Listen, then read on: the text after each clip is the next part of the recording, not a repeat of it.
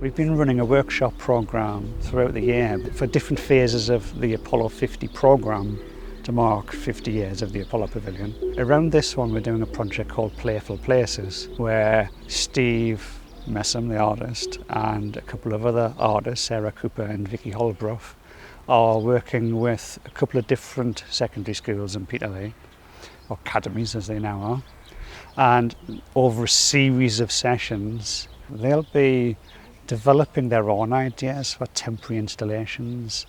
So it is it is a chance to actually start to understand and think about what artists like Steve do and are doing, and what they're actually trying to do as well. It's changing the environment and your expectations and what you're already familiar with. So I mean, it is really fantastic opportunities for the schools, especially in the current climate, by which the arts are kind of being pushed to the side a little bit now. There's not the support and investment in the arts within education.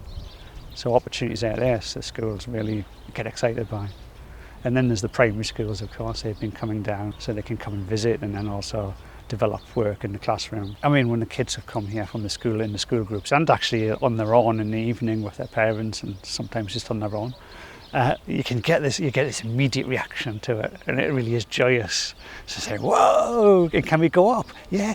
Oh, can we touch it? Yeah. Just don't bounce on it, because it is a bit like a bouncy castle in terms of the way it looks. But that's kind of part of what we were hoping for with it in that sense, is that it really this fun and engaging space.